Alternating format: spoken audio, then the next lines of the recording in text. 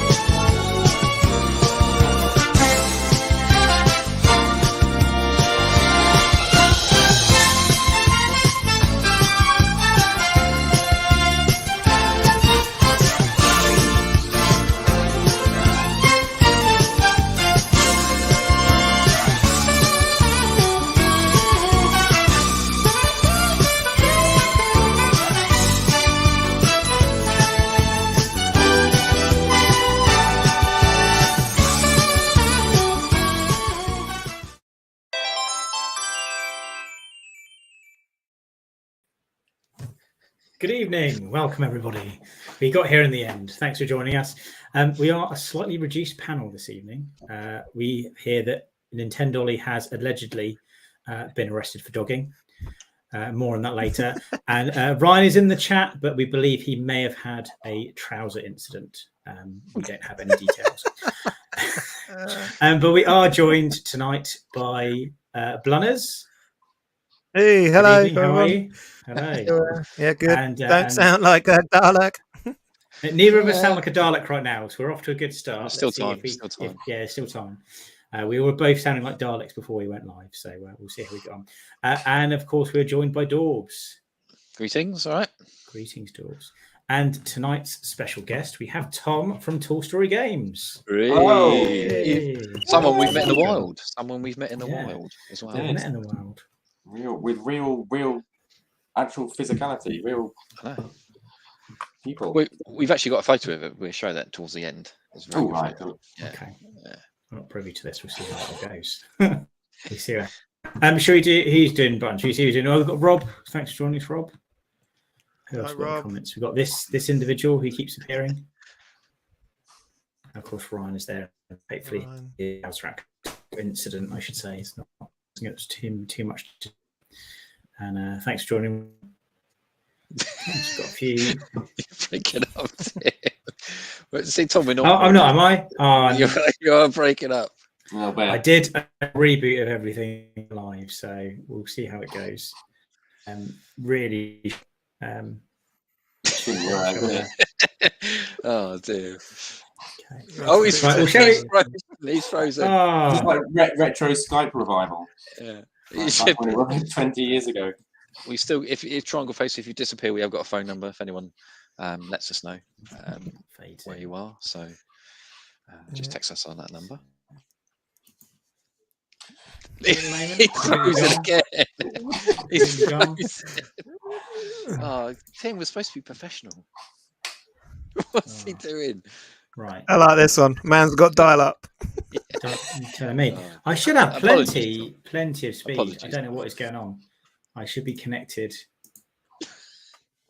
Got a hard connection. How's that? Is that okay? Can you hear him? No. Right. Okay. Someone's going to have to get here. Someone step in. And fucking. Who's your internet provider? Oh, I won't disclose that.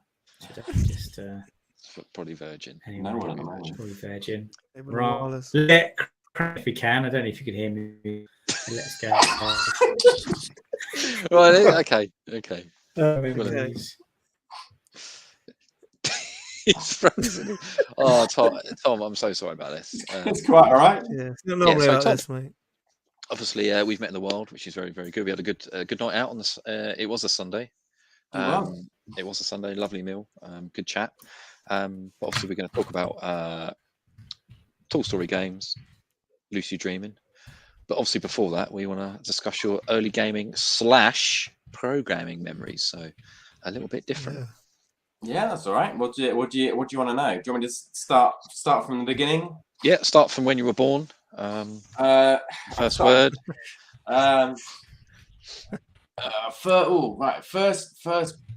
First game programming stuff was was probably so when I was about 8, we got I didn't have any consoles until I was a bit later on. So when I was 8, we had like a Sinclair PC 200. It was called. It had CGA graphics, so four color graphics, half a megabyte of RAM. Wow. It had it was 3.5-inch floppy disk drive, and that was new. And you just had there's a lot of kind of disk swapping going on. And it had a programming language. One of the programs we had was called GW Basic, which is like this kind of basic programming language. My dad was a bit of a nerd, and so he basically got this kind of every time back then you got a bit of software or something like that, you got like this kind of big manual, and obviously you didn't have kind of Stack Overflow and Google and stuff like that to kind of teach you stuff. So you had these kind of big manuals. So we kind of went through, and it's had these little routines you could kind of run. And he thought it'd be fun if we sort of try and program our own like text adventure game. Cool. So we sat down on one Sunday afternoon, and we kind of put together, I don't know, two scenes, like which is essentially amounts to 2 sentences, and then they were kind of connected together by you if you went like you pressed like you type like open door or something like that, and it kind of went into the other. And there was one object. I think there might have been a key. I think my dad at this point probably had taken over, because I think I'd lost the will to live. Because I mean, I was like 7 or 8 years old. And I know some children will kind of look at it and go, yeah, that was when I fell in love with code, and it was that. So I just wanted to be out on my BMX. I just didn't. This is not what I was doing. And then the game just ended. So you got through the door, and it was like, yeah. And then I think he kind of then went, well, you can run with this now. You've got the basic building blocks of how to do this. You can make a game. At which point I probably went out on my BMX and never came back. So I did, what I mean? That sat on a floppy disk, presumably then for the next 15 years, until it ended up in landfill. So I don't know what's happened to it. You got rid of it. I was hoping mate. to say, here I thought you were going to go in here. My parents have had sort of various kind of, as they've sort of occasionally, as they moved around the country, they've had various clear outs, each of which is a very kind of, I understand the need to purge, sometimes, but there are also times that I kind of go, yeah, that was the time when all my boxed adventure games disappeared. Oh, that was the purge. That was the one where all my Star Wars figures went, and that was the I got quite a big painful, but also at each time they went, oh, is there any of this stuff that you actually want to keep? And I'd be there, come back from university or something, and I'd be there 20 years old going, oh, I don't want any of this shit. I'm this is stuff I used to have when I was 12. I don't want that. And then so I'd kind of give them the all clear just to bin it all, and then now I'm coming back another 25 years later going, shit, yeah, shouldn't have done that. So I'm kind of so now I'm just doing what everyone else my age is doing, and rebuying all that stuff. At a massively inflated price. Ridiculous prices now. Crazy prices. So that was kind of my first sort of programming thing. And then in the 90s, I was really big into point and click adventure games. So I loved playing Sierra games like King's Quest, Leisure Suit Larry, Space Quest, things like that. And then kind of discovered Monkey Island, Day of the Tentacle, and the kind of the LucasArts games as well. Played loads and loads of those. Was Fate of Atlantis? Did you play that one? You know what? I've got it. I bought it on GOG, and I've not played it yet because I bought it just before I kind of started. Actually, it was just after I started programming this game, but before I was taking it really seriously, and I was kind of beginning to get back into it again. I went, oh yeah, no, I've never played it. I played Last Crusade. Yep. And that was just obviously that was a LucasArts, and I loved that. But I'd never played Fate of Atlantis. So I downloaded it. I got past like the intro scene. I was like, oh, brilliant. And then I kind of started taking this game dev thing seriously. And then I had my head stuck up my ass for 2 years. And I've not done anything. So I've that is on my like everything at the moment. On my playlist that at some point I might get around to actually playing. A great game. It's a great game. Haven't really had much of a chance to play anything recently. But no, so I started. I always wanted to like. I love point and click games. It was what I did that thing where whenever I watched a film, or whenever I read a book, my first thought was always, "That would make a brilliant point and click game." Like you know what I mean? Like it's like every time I could see how that puzzle would work and see how the character. And I was just absolutely obsessed with them. Then kind of I then kind of discovered girls and alcohol and sort of just went, I'm not really that interested in point and click games anymore. Kind of forgot about them. A couple of times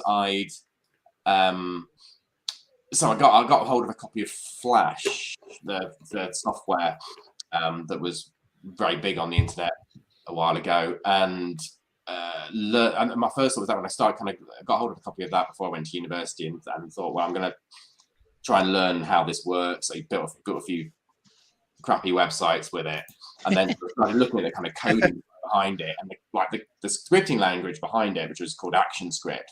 It's very similar to JavaScript, which is what's kind of the scripting language behind a lot of the kind of stuff you see on the web.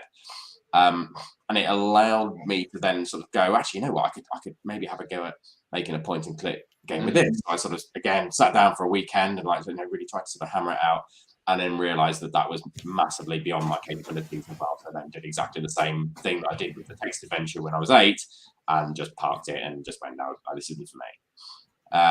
And then it wasn't until 2019, so year before COVID. Yep. At this point, I've left university, and I've worked at advertising agencies and digital agencies doing websites and animations and apps and a few little kind of puzzle games and advertising, email design, and that sort of thing.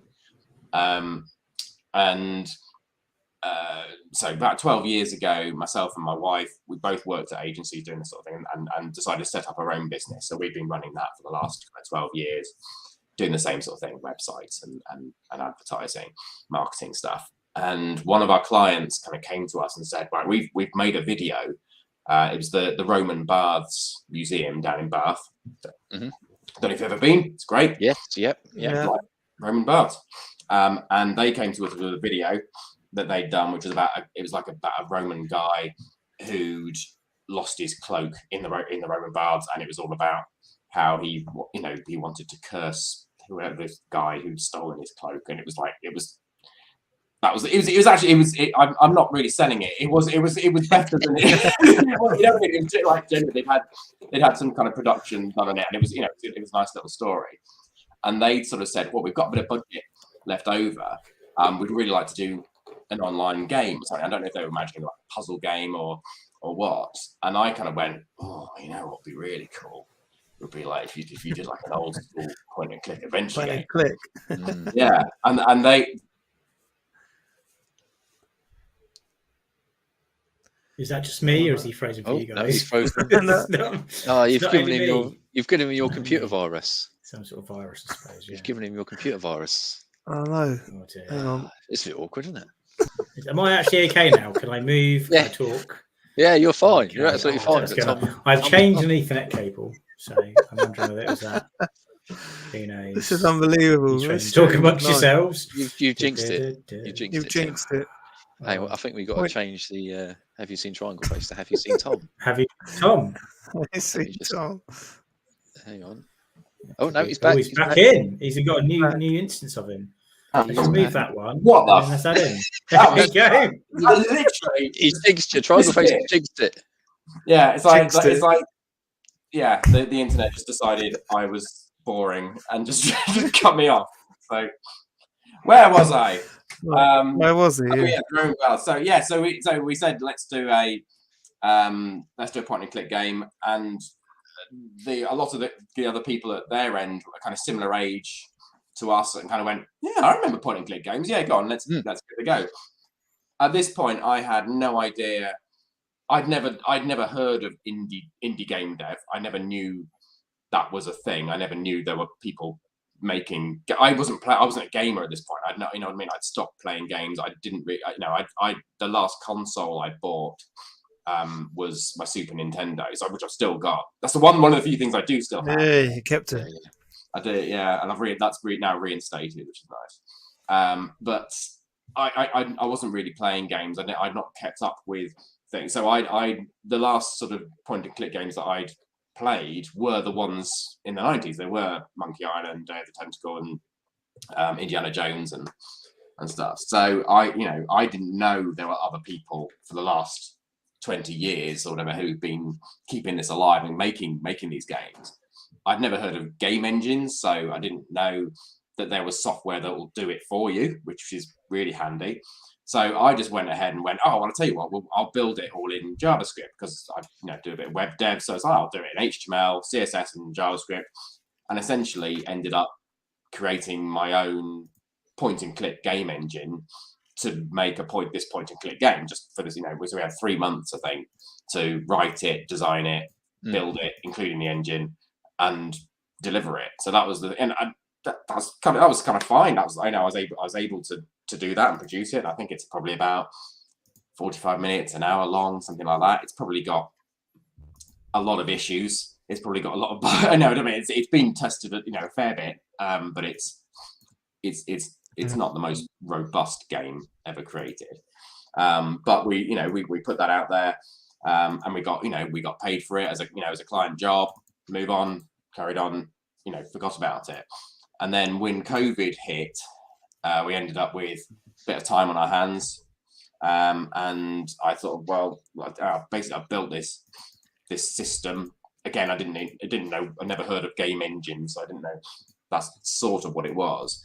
I thought, well, I can kind of reskin it and rewrite a new game for it and do it. So I created another game which was called Lockdown, and it was all about homeschooling and running out of bog roll and hand sanitizer and all that sort of stuff. And it's basically that is this kind of briefings. Was there any briefings in there?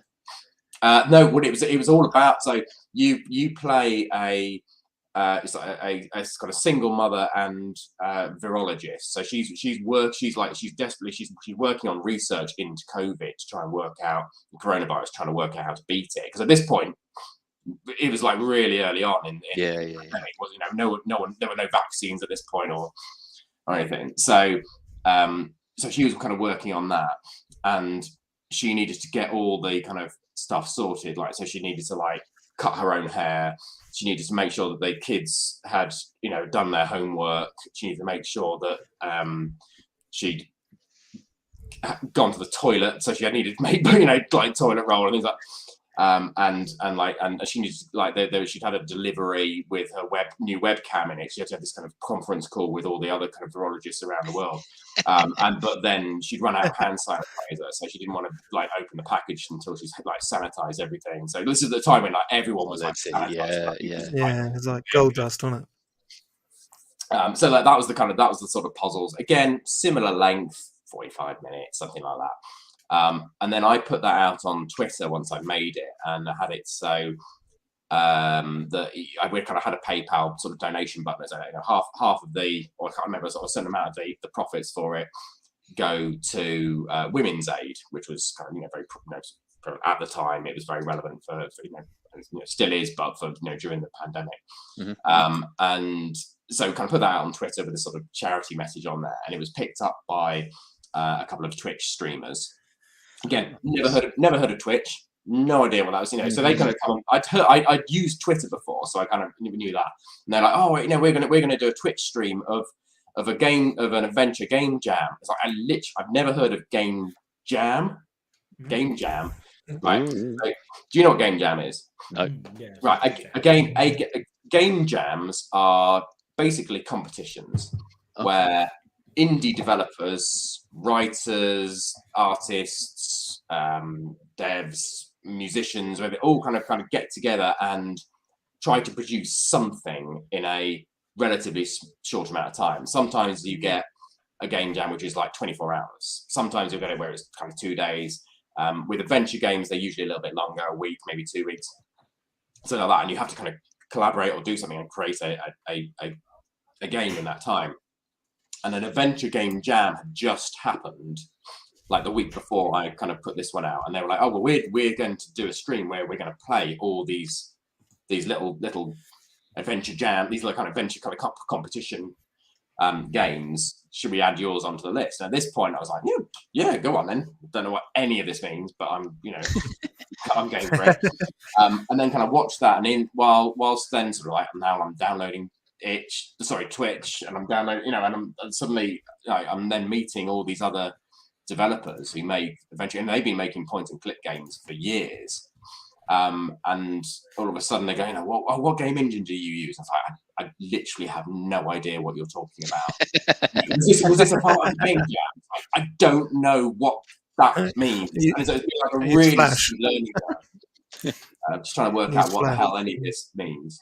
But then it meant that I was going, right, well, actually, if I was going to do this properly, maybe I should do a search for game engines and find out what the hell they are and what they do, and then discovered actually they're really fucking handy because they build games for you. It's brilliant. You don't have to like program the whole thing yourself. It's magic. So I started kind of thinking of ideas for a proper full length game, and got at this point COVID's still raging, so I don't know how much free time I'm going to have. I don't know how many handouts there are going to be from the government on this. I don't know how long this whole thing is going to go on for. So it's like, well, I might as well just have a think about a full length game. So played about with a couple of game engines, met a load of. I mean, the adventure game dev community is just fantastic. They're all super supportive, super creative, just super friendly, welcoming. It's been great. I've been just tapping everyone for knowledge all the way along. So I started thinking of a game, and that's kind of led to, that was sort of two years ago now, and that's kind of led to where I am. I've finished. I've made a game and I've released it, and that's it. That's mental. It's brilliant. There you are. In a nutshell. What's your process like? Regardless of like the actual programming side, how do you actually map out a point and click adventure? Do you kind of like plan out like you've got is it linear, so you have to do one thing after another, or do you try and make it so you've got non-linear puzzles that kind of come in, and do you actually have any sort of like do you use like any project management tools to actually map that out? That would have been a good idea. Generally speaking, when I've spoken to other devs, that's what they do, and it's a sliding scale. So there will be some people who they will meticulously plan out absolutely everything, and when they first sit down in front of a computer to start building it, they literally know exactly what they're doing. There will be things that maybe will need to be tweaked along the way, or in testing, when things are people like this or don't like that, or some changes will need to be made, but they will know what they're making, and they can literally go through and tick things off as they go. And then there will be then some people will kind of do less of that. Or my hideously naive approach to this was to mostly make it up as I went along. So I had a basic kind of diagram, I suppose. No, it wasn't even that. It was kind of these are some nice ideas that things I might want to include. Then I did write it for the first couple of games, like Lockdown and the Roman Baths game. I almost wrote it like a script. Mm-hmm. Like this is kind of what happened. So that was a much more kind of linear story, and that really helped me. And I tried that with this, but I kind of got bored. So I'd write like a page or two and go, oh yeah, and then I kind of go, I don't know. I'm feeling kind of confined to it. So because I'm doing all the artwork and all the writing and all the puzzle design and all the dev myself, I just started just kind of building things and designing that. So I go, well, I'm gonna draw a scene, and I'm not gonna worry too much. I know I want to get it from A to B, and I've had an idea that it'd be really funny if there was something like this in it. But that's basically how vague it was. And I sort of had these kind of milestones of like, well, I want to get from A to B to C to D, and that's sort of a rough kind of progression. But then the whole thing was very organic. So sometimes I'd spend a while, and I realized that I would actually have to kind of plan a little bit out, and I maybe draw, so go, right, this links to this and this links to this and this, because if I have an idea, it's quite transient. Unless I write it down, I'm going to have forgotten it by the next day. So if I had an idea like that, I thought, yeah, actually that's really good, I'll kind of write that down and then kind of forget about it. But a lot of the time I would literally just draw stuff and then go, ooh, I wonder what's in that cupboard. And then I'd go, well, I'll tell you what, I'll make a walk over there, and then I'll make a look in it, and then I'll just start typing, and I'll just see what happens. Oh, there's an egg in there. Okay, fine. Right now I'm carrying an egg. What am I going to do with an egg? Right, I've got in the next room. I give the egg to the, and it's just, honestly, sometimes I'd end up going off on one. But generally speaking, I don't. I'd get to a point where I go, right, I've now got these loose ends, just kind of, I'm carrying this, and I've got these scenes, and I somehow need to get over here. Like how, and then I sort of do a bit like, oh, right, well, that's going to go over here, that's going to go over here, and then kind of knit together, and then sort of miraculously, it sort of makes some kind of sense.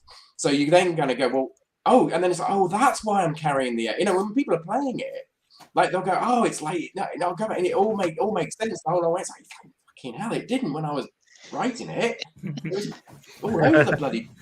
So it's a very, I would not recommend it as a process. I ended up a lot of the time, I would write myself into a corner, and I go, right, now I'm stuck here, and I've got to get to here, and that doesn't really make sense. Because why would she have done that if she was doing this? And then I'd have to go, right, either that has to all come out and I have to replace it with something else, or I need to find another way of segueing into that kind of makes sense. And it's a strange process. Weirdly, I was at another adventure game conference last weekend called Adventure X, which is down in London.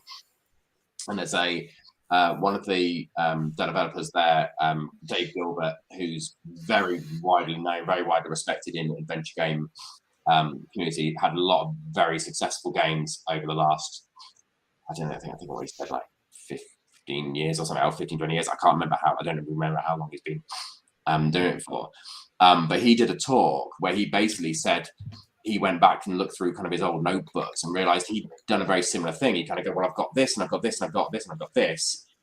And then he'd look at it at the end and go, well, I need to find a way of tying this together. And then you tie it together, and then you kind of go back and go, well, in that case, I need to sort of tweak the dialogue here. I need to tweak the items here. So it all kind of makes sense. And then when somebody plays it, it feels like it all works, and it's a very roundabout way of doing it, because that wouldn't work if you're writing a film or a story. You know what I mean? In some ways, it's when you've got a very linear plot, you need to know where you're going. Otherwise, it's the whole thing's going to fall apart. But I think with an adventure game, because isn't necessarily as linear. You can explore, you can kind of go around, and there are roundabout ways of finding things, and also, with point-and-click games, a lot of the time you can expect there to be something slightly obscure. You're not always expecting it. If it was just, oh well, that's the most logical explanation.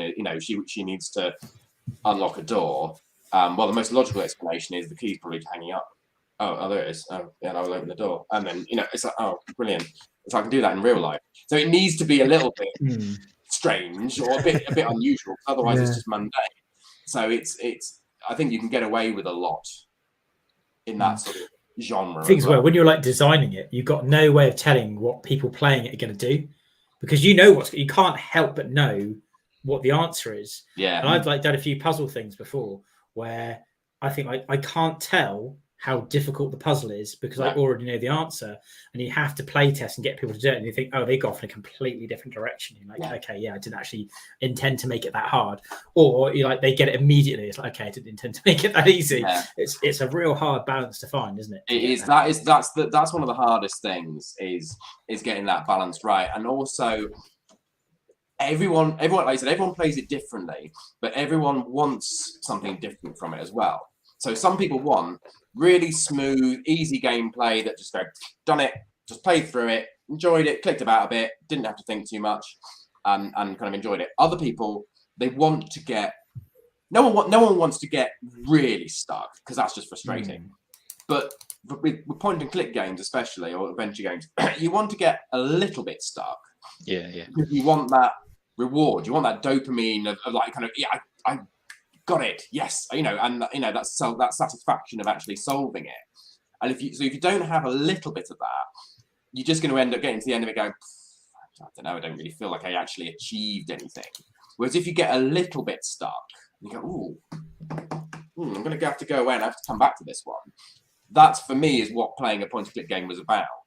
And that was the kind of fun bit for me. I was like, hang on, like that sudden kind of light bulb moment of like, hang on a minute, I've just found, and I go back to and I try something and it works, or you're trying different things and maybe they don't work, but it's that kind of level of difficulty that's really hard to judge because you can't please everyone.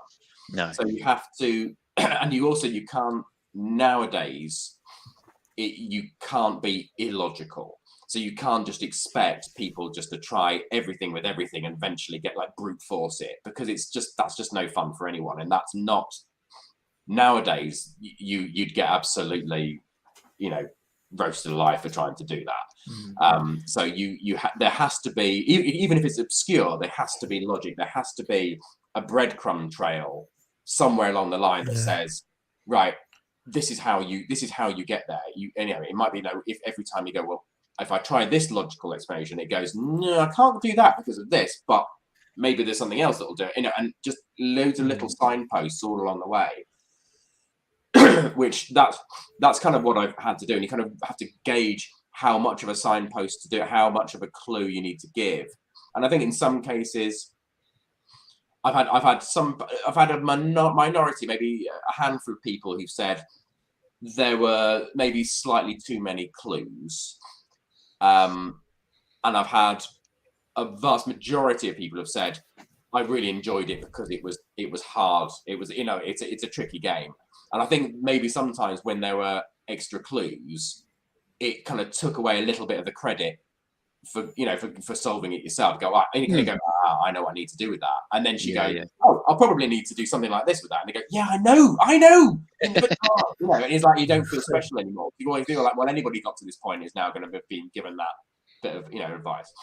So it is really hard to know where to gauge it. And play testing is the best thing for it. Like you said, and especially in-person play testing. So when I was at OLL and I saw you guys earlier this year, the amount of people who were playing the game, I mean, like, I'm kind of watching them like a hawk. I'm just, not necessarily where they get stuck, but also what their reactions are.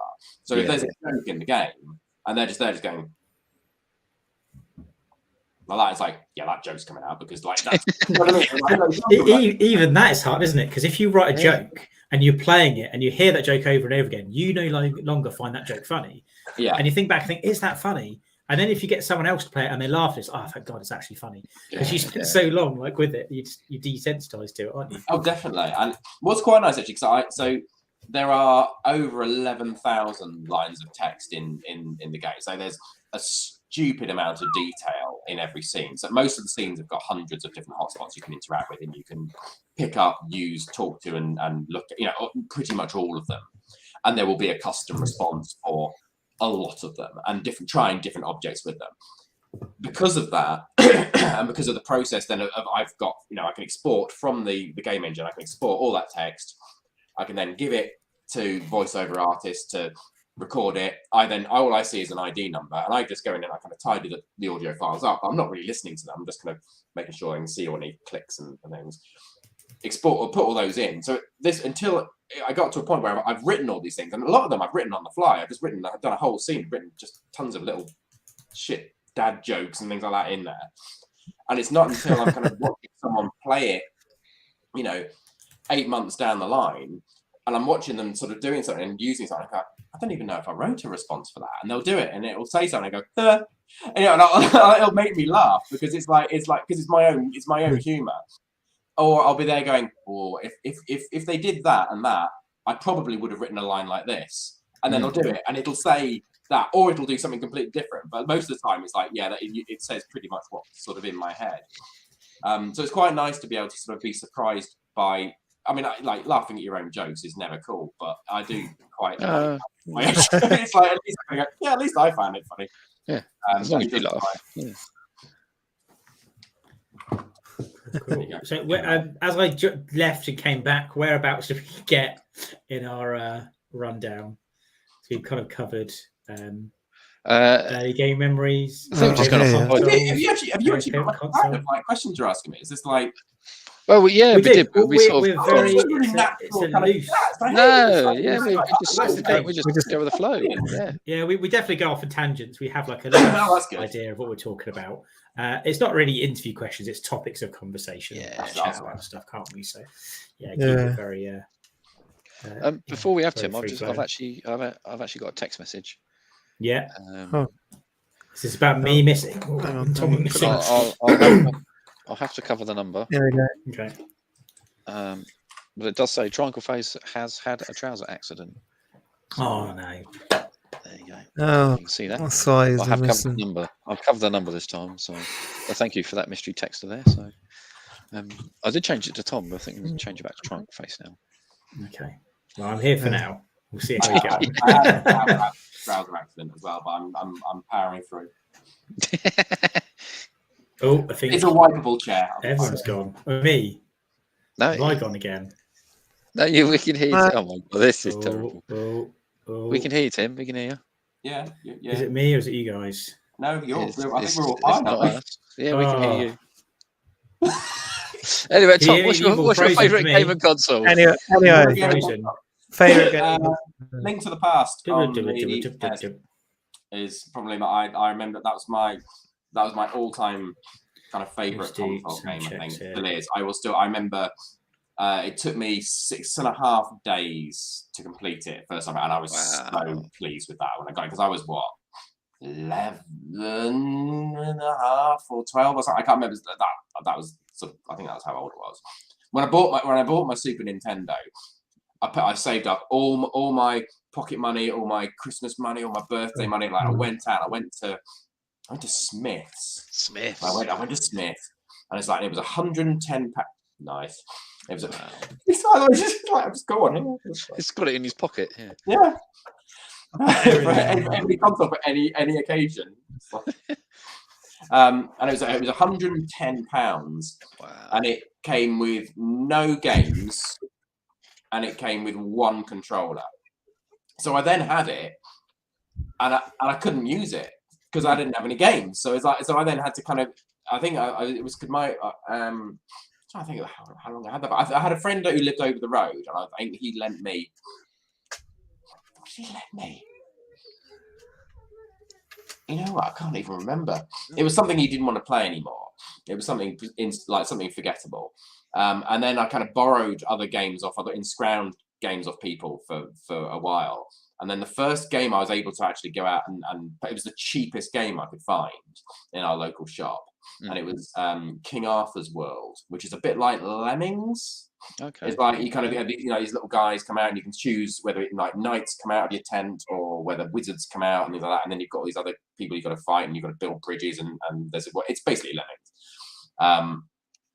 And that was it's actually still really quite fun. So I've been playing it with my son now. I've still got it and kind of played that.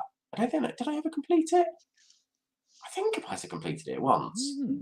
I don't remember, but he had that sort of thing. I don't know. I can't remember if it was Lemmings had this as well, but like he had passwords to access each level, and that was quite cool. And then the game that I really wanted, and I probably didn't get this for like another year and a half, was Zelda. And I'd sort of played it a little bit at my friend's house, and it's like that's really good. I really like this. So bought that and just played it absolutely solidly for 6.5 days until I completed it, and then kind of replayed it to get all the pieces of heart and replayed it. And I remember kind of doing a kind of speed run of it when I was about, I must have been about 14, 15, and just in one afternoon, just doing the whole lot, getting every single piece of heart, everything without dying once, and nailed it. I just knew at this point, I knew exactly where every single, I knew where to stand everywhere. And it's really cool now when I play with my son. and it knows that we play literally. I've got the same literally my cartridge that I had then. And it'll be like, what do I do in this dungeon? It's like you want to go up 2 things, then you want to go across to the right, and then when you drop down, then when you go to the left, it's like, and it's still there. All the maps. Yeah, muscle memory. Eh? Yeah. Have you seen that glitch? Have you seen that glitch that you can do, which would basically you can complete the game in seconds? You basically go behind the wall and you just takes you all the way back, and you literally just walk past Ganon and go straight into the end bit. Done. Is that in the pyramid at the end? Yeah, you just walk past him, you go straight into you're behind the walls. I see it on I think I see it on YouTube somewhere. I remember once there's a secret room which is just full of like blue rupees, and it's like it's got a little plaque on the wall, and it says like this is excuse me, like, and it's got this name of the Japanese developer who obviously worked on it. It's like he'd put this secret room in. And I remember I fluked it. I found it once. Just happened because I was just playing it so much, I was playing over and over. I just happened to do it, and it's when you drop down. I can't remember I found it online like a couple of years ago. Like the process of how to do it. I've not actually tried it again because my Super Nintendo was up in the loft at the time. But I'll look it up again and try it. And there's you've got the kind of the castle in the middle, and then you've got like the river all the way outside, and it's on. Yeah. As you look at it, it would be on. Hang on, it'll be on this side. Mm-hmm. So where you've got the Eastern Palace over here, and then you've got where you go over the river, and there's like an apple tree there, and there's a cave, and then there's like a rock that you can lift off and drop down, and I think there's usually there's like a piece of heart in there. But if you did it under certain circumstances where you did one thing and then you did another thing and then you did drop down, this room would just appear and it'd be absolutely stacked full of jewels. And just go in and just read it, and I remember it's like, this is something's and then you kind of come out and that's it. You can't find it again.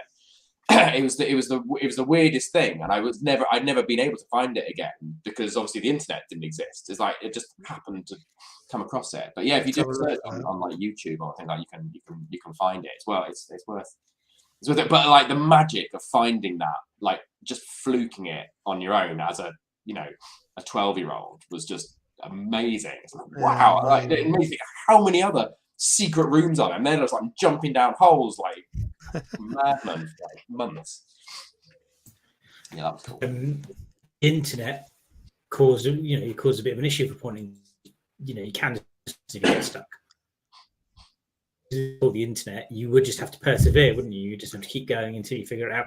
You guys can't hear me still, can you? I can. I'm getting. We can hear you. Do you want me to translate? Do you want me to translate? Something about the internet. When we released the game, like I'll go to like a few weeks ago, like it was within 24 hours there were full walkthroughs and things like that on YouTube and stuff. And I find that weird. I find it. I kind of get it. And like let's plays and things. I do kind of get it because I used to love going around to my friend's house, sitting on the sofa eating quavers and just watching him play his game, because he wouldn't let me play the games because it was his console and he didn't have to, and I'd just go around. I'd be quite happy just watching. So it was a spectator sport, and I do get that. And my son loves watching me play games because he doesn't have the stress of having to beat any of these bosses. But he gets to watch and go, oh, that's cool, and just quite happy watching it. So I get that, but I also do find it a bit weird. Like people will sit and watch like Twitch streaming and people like playing live. I get that. There's the social thing. There's the kind of the interaction. Try this, try that, and having a bit of a laugh with it at the time. But like watching like pre-recorded videos of it, I do find strange. I sort of get it a bit, but I don't.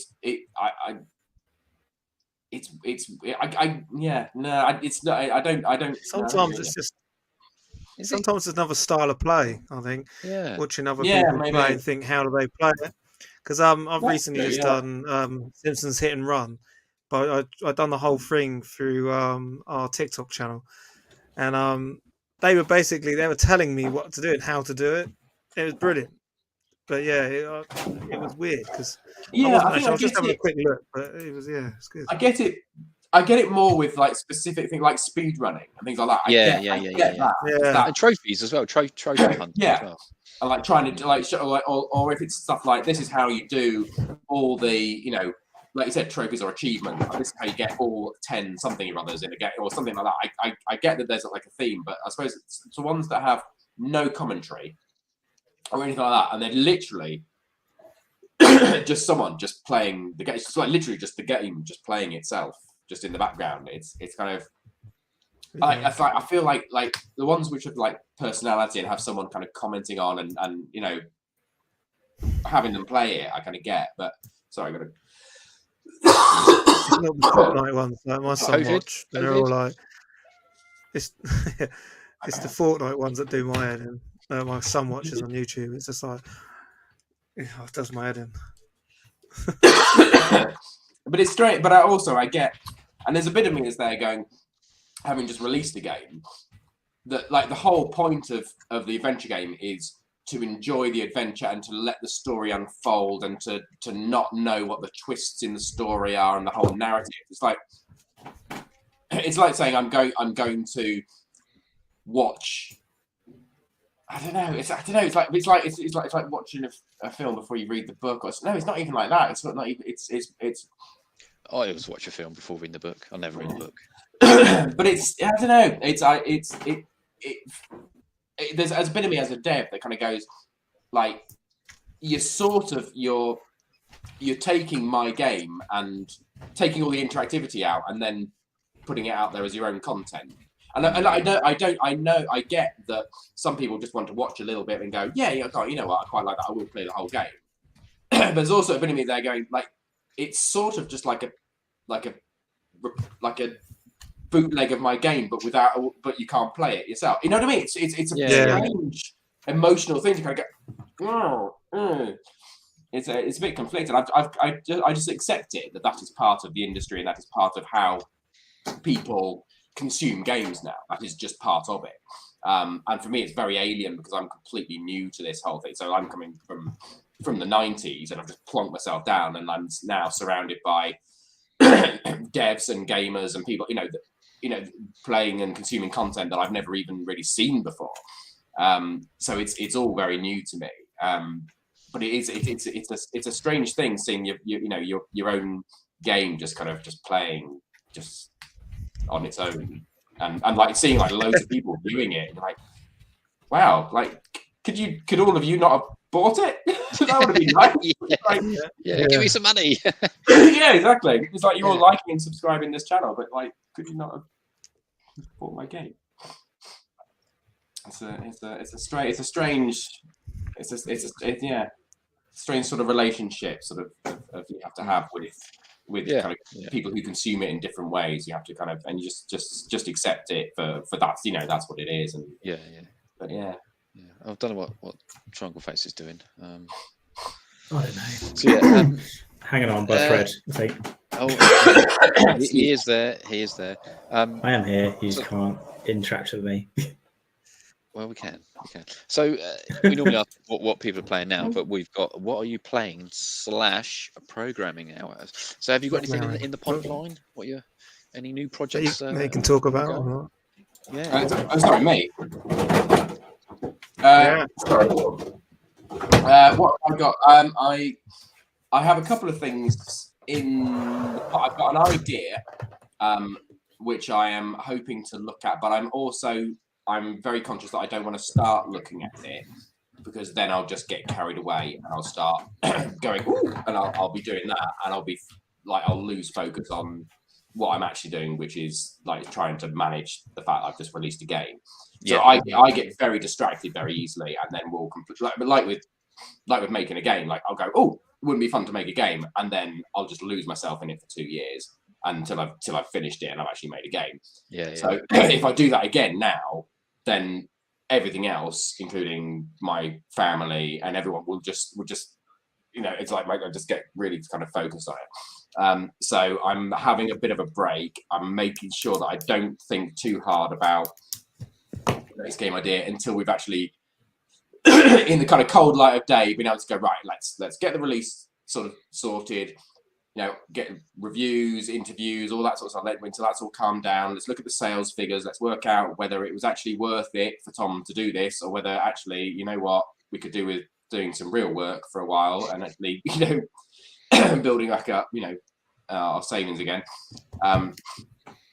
So yeah, need to sort of kind of look at it in a sort of pragmatic way. I think based on how well it's been received and how well it is selling okay, and the fact we don't have a publisher either. So in terms of sales, the like obviously Steam and things will take their cut, but everything else goes to us. We don't have any external artists or other or publishers or anything like that who kind of want their pound of flesh first. So we can just that's all ours. And because our overheads were really quite low anyway, with me doing most of it, the main voice of it is Emma, my wife. So she does the main voice for the kind of main protagonist in the game, which is the bulk of the voice work, and that would have been again the bulk of the cost for it as well. Mm-hmm. That was obviously free. So in terms of the amount that we've had to invest in it, it's been very little. We managed to cover most of that with the Kickstarter campaign that we had last year anyway. So we're in a good position financially with it, apart from the fact that the amount of time it's taken me to do it has taken me away from paid grown-up work. So you know what I mean? Obviously, we've had to kind of slow down excuse me, a bit on that side. But no, I think it's doing well. I think it'll definitely it looks promising that we'd be able to afford to do it again and do another one. And that's what I'm hopeful of that. But I also don't want to do myself. I don't want to miss a trick by getting too distracted now, when actually I just need to just keep focus on Lucy for a bit longer, and making sure it's I've done all I can to promote it and get it out there and give it the best chance it can.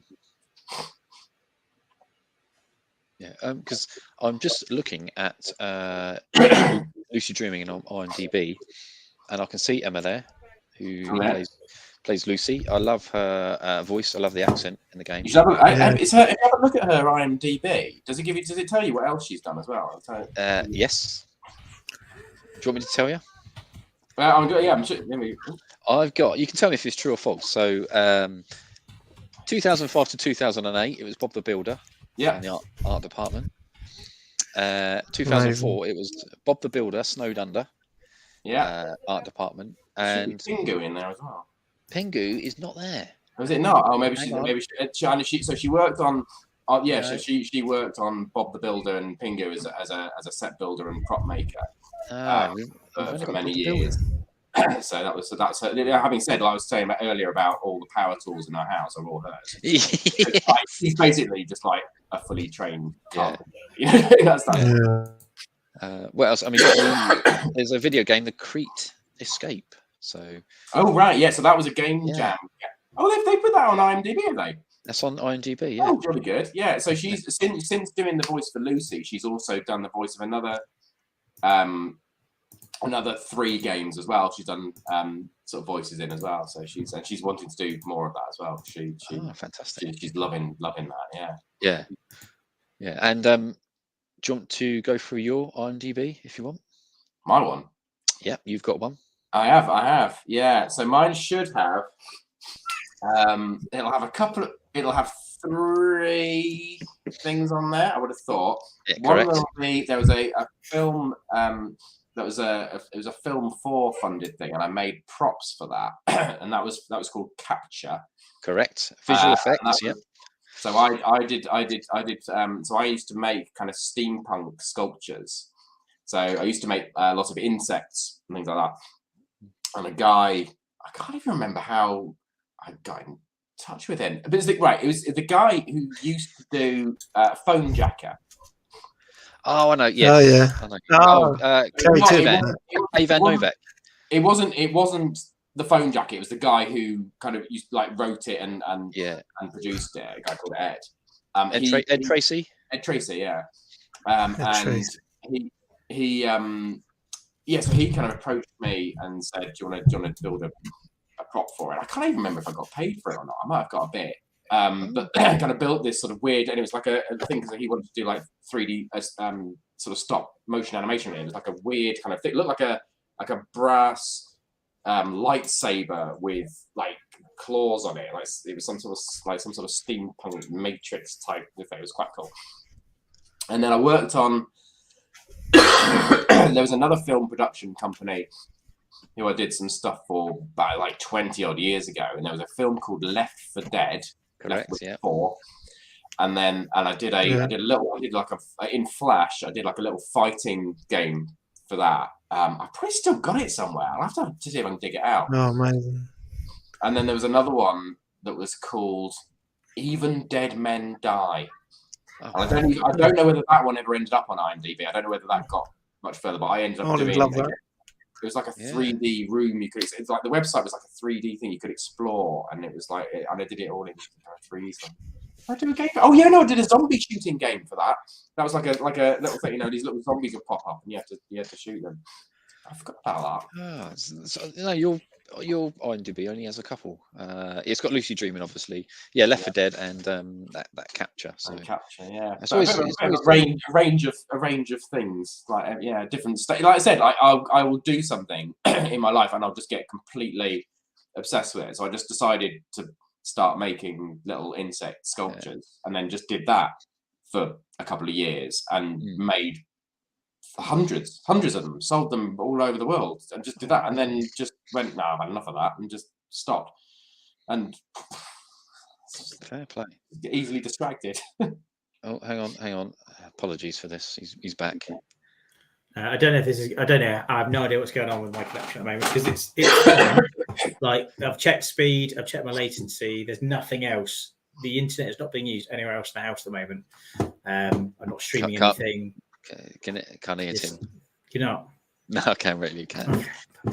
It has a little error in the corner saying, if you're using Wi-Fi, try using a wired connection. Your connection. It did that with me as well when my internet connection dropped out. It's like, that's thanks. It might be the weather, but I've actually got a couple of text messages. Okay, good. Have you seen Triangle Chops? I saw Triangle Face earlier today outside CEX in deep conversation with John Fashanu, spelt wrong. Awooga. And the latest one I've just got is just seen reports on Sky News that Triangle Face is entering I'm a Celebrity this evening. So, okay. So these are genuine text messages. I won't share the number, but yeah, keep them coming through. You okay? You okay, Tim? You all good? Yeah, I'm all good. It's just very frustrating. I do apologise. I keep dropping out. You seem to be doing all right at the moment. Yeah, I don't know. The thing is, I would feel better if I knew what caused it and I'd done something to fix it, because then I know that it'd be over. But because you've done something. You've done something. I haven't changed anything since it stopped being a problem. I got kicked out of the stream because it said my connection was too bad. I've re-entered and it's fine. If I'd fixed something, I'd be a bit more comfortable that I knew what was going on. But who knows? Anyway, I don't know what you've done, but you've done something. So don't know. Something's done something. Yeah. Who knows? But yes, apologies. I keep missing bits. I don't know what we've covered, what we haven't covered. We're just going on the fly, Tim. So on the fly, good stuff. Have you been? Shall we go on to our bits that we're going to do at the end? So have you been briefed about our Waller's Remastered segment?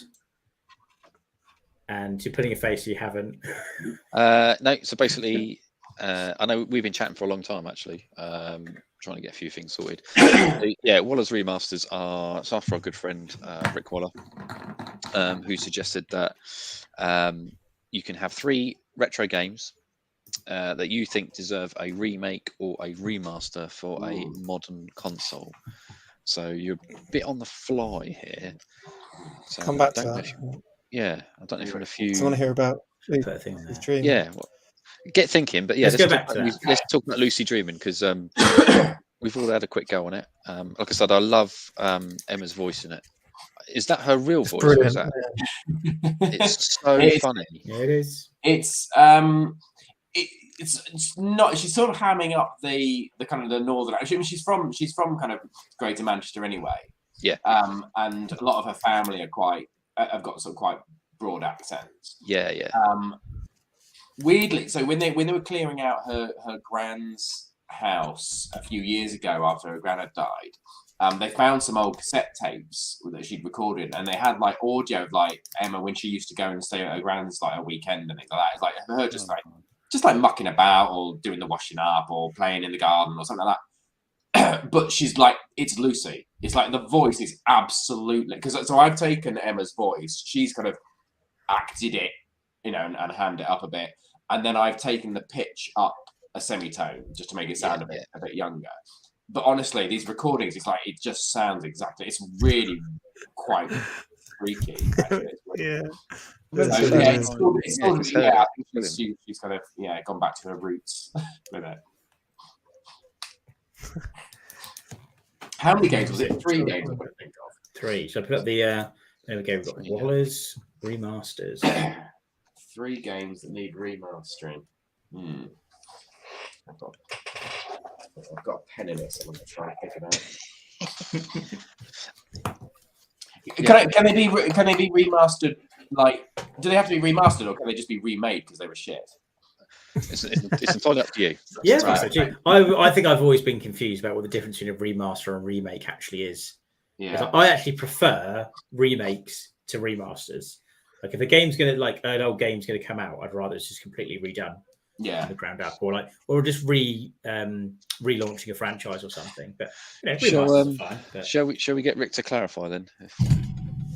I think it's just I think it is a remaster. It's just re-releasing. I'm going to say this is one that I'd like to be remastered and also changed as well, because it was shit, and that's why I wanted it to be remastered. So hang on, there's one there. I've got one. Is that Final Fantasy 7? That's been remastered already, Dorbs. Yeah, but the remaster. So this is. So I'll give you this one, and then I'll give you this one, and then I'll come up with. I'll see if I can come up with another couple. Yeah. So this was in the same vein that I got. King Arthur's World was the first game that I could afford, kind of, for my Super Nintendo. I had an original Game Boy as well, and the first game, it came with Tetris, which was nice. Yeah. Not including that. The first game that I bought for it, which was cheap, was called Fortress of Fear. Oh. Platformer. Again, I completed it once, but I don't think it's not a game that my brother bought it for me for Christmas or my birthday. I think it was my birthday, maybe last year.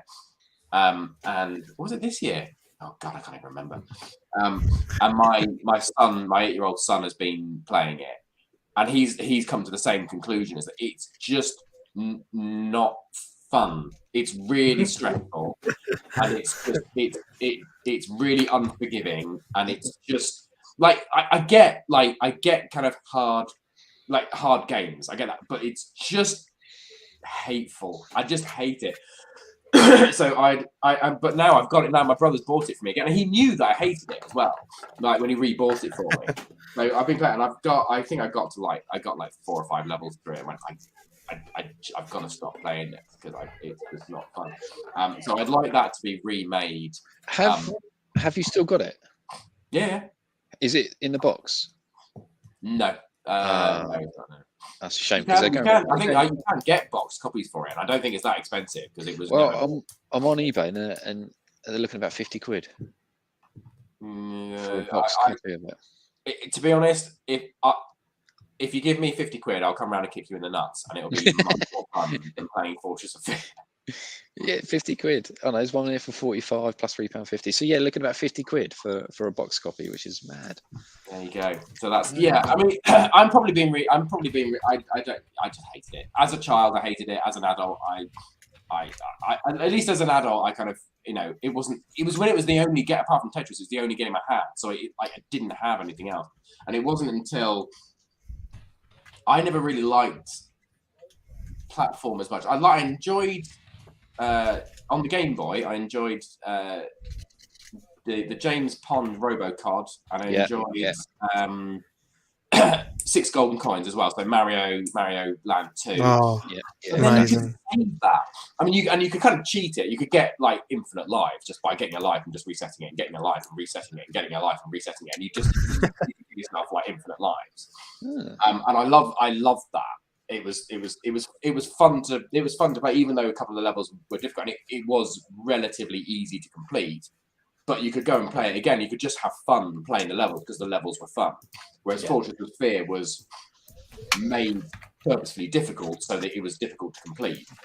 Whereas I'd rather have a game that was easier to complete and more fun to play, and I'd play it over and over and over and over and over again, because that's just more fun. So I'd say that's, yeah. So remake Fortress of Fear, please, but make it so it's actually Mario Land 2. Perfect. Yeah, I like that. Yeah. I think So another one. You got two more. Okay. I would remake. So first point and click game going in. This is my wheelhouse. First point and click game that I ever played was King's Quest 4. And actually, when I went, I was really cool. I got this. I got a little thing. This is Rosella. She's the kind of main character in King's Quest 4. A little pin from the conference I went to. But with like a lot of the old Sierra games, you could die in them, and that was just kind of accepted. Like the old text adventure games, like almost any other game, you can die, you can fail in them. Until the kind of the LucasArts adventure game team started making games that you couldn't die in, that people thought, oh yeah, I suppose it's quite nice actually that you can't die, because the whole point of the game wasn't to keep living, it wasn't just to keep surviving in more hostile environments. The idea was to follow a narrative. It's like when you read a book or watch a film, it's not, the whole idea isn't just to get to the end without dying. The whole idea is to follow a story. And that's the gameplay. So I would like, and actually, to be honest, I think a lot of people probably have redone this in this way, but like King's Quest 4 especially, there are some bits in it, especially when you're playing it on a computer which only has 4 colors. I'm looking at you, dark cave with a dark hole in the floor where you have to put a dark piece of wood over the top of it. Literally all you are is like 2 pixels of art. You're adjusting your color on your contrast on your TV. Yeah, the contrast. It's like, the thing is, with CGA, it made no difference because you only had black, white, magenta, and cyan anyway. So it's like it didn't matter what you did. The graphics card wasn't putting out any more than 4 colors, so you could do what you like with the brightness. It's like it made it grey. So I would get rid of the death in those games, so that me as a child could go back and play it without just dying over and over and over and over again. I kind of accepted it at the time. I quite enjoyed it, but now I think I'd probably find I much preferred it when you couldn't die. So again, this is kind of adaptations. I'll try and think of one which like a game that I think is like retro game, like the retro games that I really love. I don't want to remaster because I love them as they are. I don't want to, like, I'd say Link to the Past, but then I don't want to play a remastered version of Link to the Past. I want to play Link to the Past. I want to play it as I experienced it as a child. I don't know, Pong. Pong. Oh, okay. Has anyone remastered? Like, has anyone done like Pong 2? Was there a Pong? There was a Tetris 2. I know that. I don't know about Pong. Yeah. And there's I don't know. Imagine there's more that you could do with Pong. Multiple, suddenly you get like you're in a dodecahedron, and it's I don't know. You could do. Sure, that mechanic can be. That must have been done. I don't know. I'll have a quick look. Pong remastered. It's quickly checking. I know one. There is one by Fagerstorm and Strong. Oh, there you go. Yeah. Is it just? Is it like you used to get with like Windows games where it's just like it's the same boring game, but they've just put some really nice backgrounds behind it? I'm trying to load it. You bring it up. Oh no, it's just a website with a cube. No, now it's loading. What? This must be the biggest website in the world. It's taking an absolute age. It's good. It better be good. Let me. I can get a Google. Yeah, let me share. God, it really is. I tell you what, it So yeah, with your internet connection there, it must be big. He's hanging around the triangle face. Screen as well. Yeah, it's going to try and share a screen. That's why it's jittering on him, I think. Here he goes. As it loads. Is it not loading? Can you see it? Yeah, there you go. Is it actually the game on? Yeah. Oh, get it on Google Play. So if you've got Android, make sure you download that. It's like what have they done? They realize you can balls now come in 3 colours. Yeah, they're in different colours. So yeah. Okay. Oh, hang on. Is that you playing that above? Oh, it bounces off the sides as well? No, like an air hockey. Yes. Try and scroll up. Oh, hang on. Oh, I think you can actually play it, though. Yeah, that's what there was a remastered of Pong on the PS1. I think there was a game that was just called Pong. It was like a 3D Pong. 3D Pong? Yeah. It was a bit naff, but it was all right. I guess that counts as a remaster. Yeah, it's just really Pong on the PS1. Fussed with that one. Okay, I know again. So again, this is not something that I love the original graphics of this. But it's Xenon 2 Mega Blast. Yep. Again, I played that on a PC. I think again, I probably played that in. I feel like I played it in CGA. Like it was. I think it was in black and white when I originally played it. And then I remember playing it again in like VGA, and it blew my mind. It's like the guy in the shop was like with his kind of weird sort of alien skull head thing was like all of a sudden he was beige, and he like rather than this sort of black and white speckly kind of thing. But then again, that had really good music as well. Was it Bomb the Bass? Did the music for Xenon 2? For Xenon 2? I don't know. Let's have a look on Wikipedia. Hitman Brothers, wasn't that? This is the Pong game I mentioned. It is. Oh, that's almost entirely not what I was imagining. It is composers, yeah. It is composers on the bass, yeah. Yeah. With the track Mega Blast. Oh, look, hang on. This is getting a bit spicy now, isn't it? How many snowballs have you got? Oh, wow, look at that.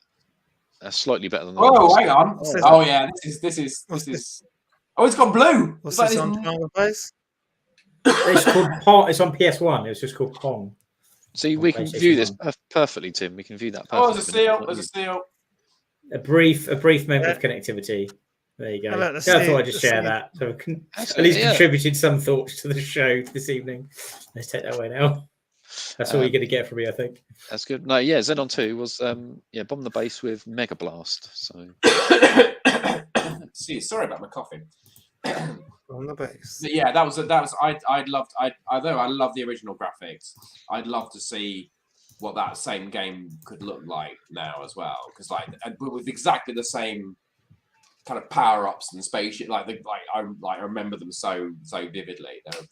I loved how you started off with like there's this tiny little triangle, and then by the end of it you were like a city that were just shooting missiles and all kinds of crazy crap in all directions from the last level, beating these giant kind of weird, metallic insects and things like that. It's such a cool game.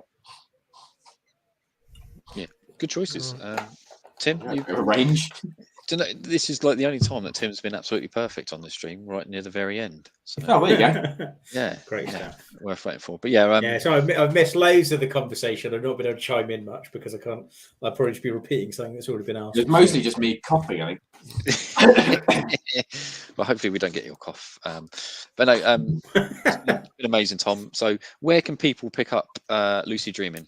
You can pick it up from Steam. Yep, that's probably where most people get it from. Point-and-click games work pretty well on desktop machines, but it's also on Android and iOS, so you can get it in the App Store and on Google Play. It works really well on a touch screen. It's just like an old school kind of interface. It's a lot thing, and it's going to be on GOG as well, and I am currently working on a Switch port for it as well. Oh, nice! So I'm not over promising on that. I've got it working. On the Switch, but there's a difference between. Yeah, we're just showing you the goodies in the background you got. Yeah, the big box version. And the tape deck. And we have got a question from Ryan. Hold I on. can find it. Will we see Lucy dreaming on the Evercade? Has he ever spoke to Blaze? I can probably answer this. That's going to be a no. How do you even port to Evercade? I don't know. I'll have to have a chat with Alistair Lowe, because he knows everything. Yeah, and he's like, oh, that's tell you what. That's one of the other things that I really want to have a go at doing is making a point and click adventure game on a Game Boy. So in GB Studio. That's what I really want to do. A friend of mine, another point and click dev, is currently making one, and he's making a prequel to a game that he released recently called Inspector Waffles, and he's working on a game for that. On Game Boys, on Game Boy Color, which I think on one of the Indie 2 games, there's a point and click style game that looks like it was made for Game Boy. It was one of the Game of the Month recently. That looks like a point and click style one that's been. I don't know if it's done on Game Boy Studio, but it looks like it's a Game Boy. I know there's. I can't remember what it's called. I know there's quite a big one that's actually it's so big it's on 2 cartridges, and I can't remember how they work. I think you type in a code. Mm-hmm. You get to one point one thing, and then you go into the next one. You type in the code. And it basically sort of like restores what would be I can't know if it generates a code, and then you kind of type that in. It brings across what would be on that from one cartridge to another, because it's just right. So okay. Oh, wow.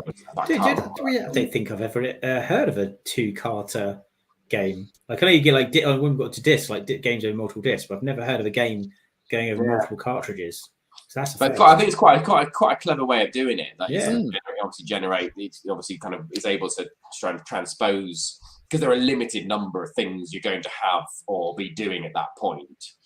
So then maybe it's like what scene you're in, what you're carrying, what outfit you're wearing, things like that. You might be able to kind of go, right, well, actually we can generate a number out of that, and you can type it into the other thing, and then that can kind of parse it, and you can essentially. Yeah.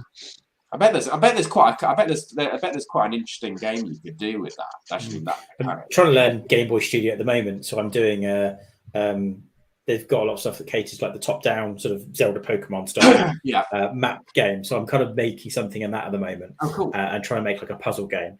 And it's trying to learn how to use the software while making the game. And I've just for some reason decided to make a really ambitious game right out the gate, rather than like making a simple game and like building up my knowledge. We're trying to build a game on that at the moment, but that should be fun. We've done. I'm trying to make it like an escape room, so getting code like puzzles to get a number.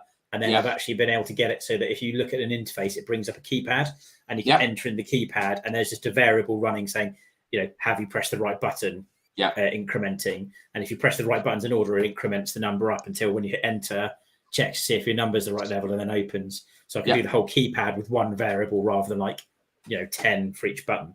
So I've been able to get that to work, which I was like, if I've got that to work, I should be able to make a game out of this concept. Yeah. But it's just going to take time. It sounds very similar to a lot of like point and click puzzle logic, and that's in that sort of respect. So that's encouraging. Yeah, going to keep at it, but like I said, I think that sounds cool. But I think my downfall is going to be trying to make it too ambitious. I think I just need to be just needs to be a short game. I don't need to make anything. I'm in two minds about whether I go like point and click, like literally like different things that you have. You have like a little cursor so that you can kind of move around and select things, or having a Pokemon style adventure game. Thing like, and it's because I want it to be a point. You could do both, because actually what I've done in mine is it's a Pokemon style walk around, but then when you interact with something, it changes scene. You can change to a scene that is just like a picture with a mouse pointer over it. And then when you come away from that scene, you go back to walking around, and actually you can transition quite nicely between like a top-down view, a platform game, and a point-and-click thing within the same game quite easily. I think it's going to have to be a combination of those, because otherwise you're not going to be able to get the level of detail that you'd want in one scene, because the amount of custom tiles you'd need to kind of create. It's be insane. So. We fall at the first hurdle. We made. I've got a friend of mine who's helping me do the artwork. The guy that did our faces for our logos. Oh, yeah. He's helped me do the artwork for it. And first pitch we've done is the front loading screen, and it's already saying you're using too many pixels. So we're gonna have to learn how to limit the pixels we really use, tiles and stuff. Everything. Yeah. So learning curve, but we'll Are you making it for Game Boy Color as well, or are you just doing black and white for now? Or? I'm doing it black and white for now, but I can always go back and do the color tiles. I think afterwards, can't you? Because you just select. It's basically, I think you just reference different palettes, really, don't you? Mm-hmm.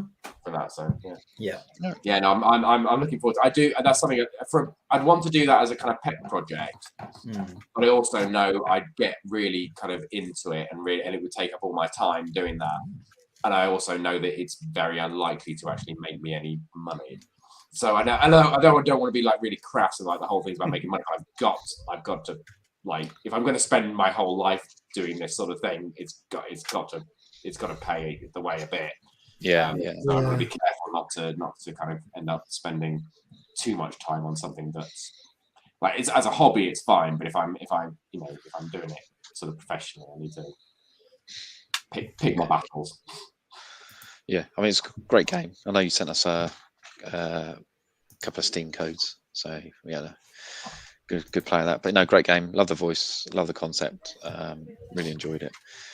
And please, we did say offline I would like a tape one, but I want a big box one now. Actually, so a big box. I might be able to put you out with a big box. Yes, please. Yes, please. Look at that! It's amazing. It's beautiful. Put them on big screen. Yeah, put him on big screen. Let's have a look. Yeah, look at that. That's beautiful. That's fantastic. It comes with a cassette in it as well, and it's got beer mats. Beer mats. Oh, we love beer mats. Got some tat in there. We love beer mats. Most of it. Oh, hang on, I'm actually. Oh, hang on. So so in the game, you've got a kind of real world and dream world, and they're different places. So you've got there's a pub in the real world which is called the Ferret's Head, and that's lovely. That's one of the local beers. And then you've got another one which in one of her dreams, which is like a comedy club for carnivorous plants, and that's this one there. These beautiful. Crunchy traps. That's your traps. Fantastic. Look forward to that. There's those. You get those two in there, and then there's like a pin badge and postcards. And there's a comic as well. It's like an art book and comic in there as well. Wow. You've got one of those. I'm just going to root around. Oh, I'd love to have a big box. All those little gifts. I love. And there's stickers as well. Stickers. Oh, fantastic. These are like point and click like stickers. So they're like transparent stickers that you can stick on things. So you've got like use this with this, and like a bit like fridge poetry. You can then stick these on different things. Very nice. Very nice. Stuff like that. And then this is kind of art book and comic. Oh, that's beautiful. That looks amazing, doesn't it? Stuff about stuff like sketches and the original stuff in there. That's amazing, isn't it? So we got so it's got like comics and stuff like backstory stuff. Where there's like some of the stuff in there. Oh, that's beautiful. In the game. Yeah, it's like some sketches. So that's all. That's what I've been working on. No, it's great stuff. Yeah, cool. If you can put me one by, give me a decent price, friend's price, obviously. And mate's rate. Mate's rate, yeah. But no, I'd love to have one. That's really, really cool. Cool. I'll make a note. I'll send you a message, and you can go. Please. Fuck off! I'm not paying that.